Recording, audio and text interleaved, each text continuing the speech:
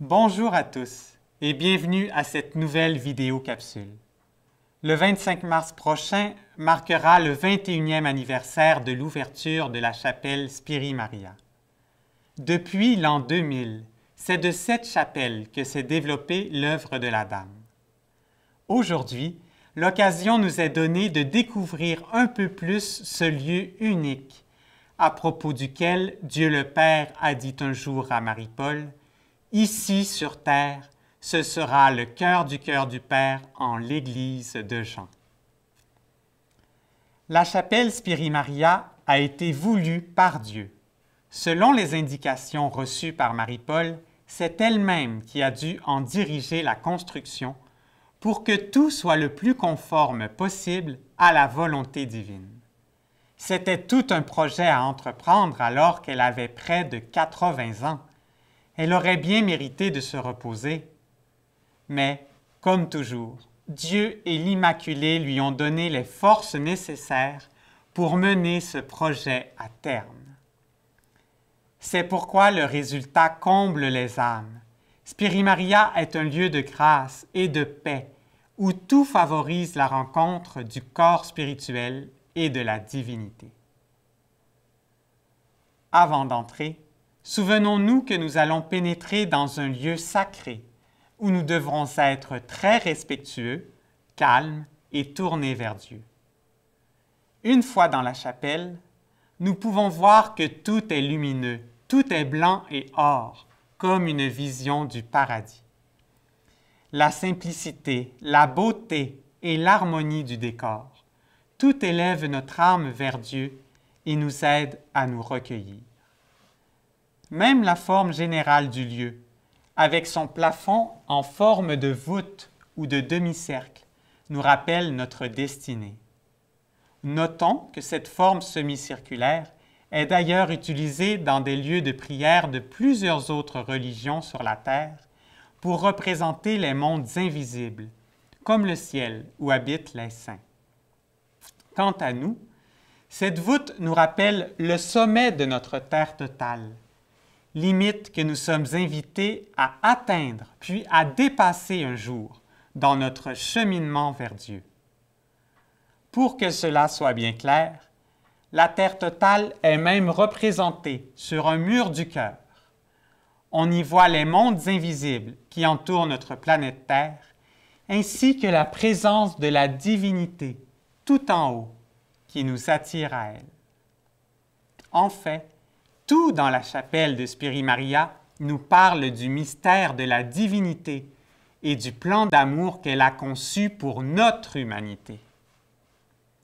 Si nous poursuivons notre observation du cœur de la chapelle, nous voyons une grande croix.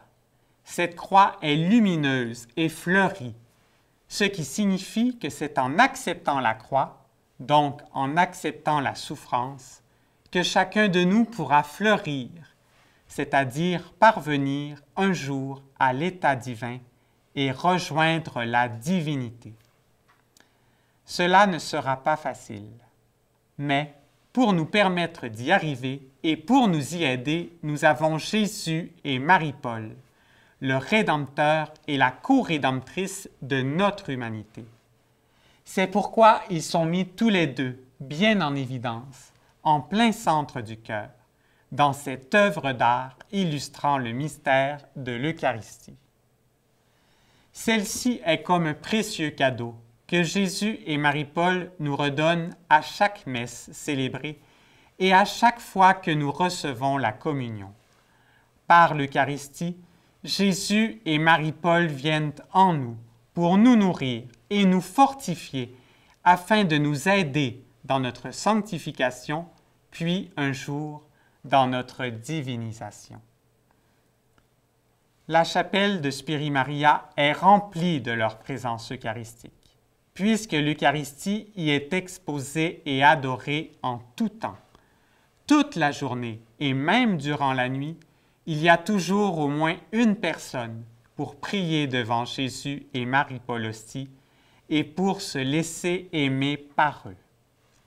De l'autre côté de la chapelle se trouve la belle statue de Marie-Paul, sous les traits de la Dame de tous les peuples, telle qu'elle est apparue dans la ville d'Amsterdam, en Europe. Les petits moutons qui sont à ses pieds représentent tous les peuples de la terre, que Marie-Paul doit aussi mener au royaume. Un jour, en effet, tous les autres peuples et toutes les religions vont profiter eux aussi des connaissances représentées à Spiri Maria. Tous comprendront alors à quel point Dieu nous aime.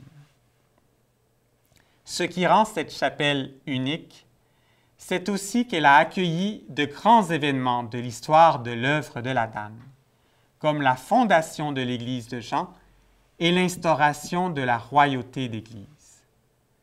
Mais cette chapelle a surtout été sanctifiée par la présence de Marie-Paul elle-même. Sur ordre du ciel, elle a dû y entrer lors des cérémonies spéciales de mai 2007, de mai 2008 et de mai 2009. Pour bien comprendre les photos que nous voyons présentement, il faut savoir que c'était une grande souffrance pour Marie-Paul que de se présenter ainsi. Elle ne voulait pas être mise à l'honneur. Elle se sentait bien petite. Elle voulait que toute l'attention soit portée uniquement sur Dieu, sur l'Immaculée et sur Jésus. Mais, obéissante jusqu'à la fin, elle l'a fait par amour de Dieu et des âmes. Cet amour infini qui a poussé Marie-Paul à se sacrifier entièrement pour l'humanité nous est rappelé par la figuration de son cœur sous l'autel, là où est célébrée la messe.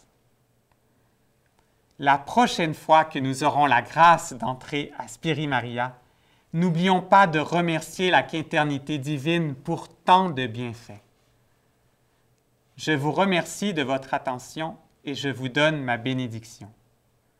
Que la divinité tout entière vous bénisse, vos familles, ainsi que tous ceux qui vous sont chers. Au nom du Père et du Fils, de la Mère et de la Fille, dans l'unité de l'Esprit. Amen.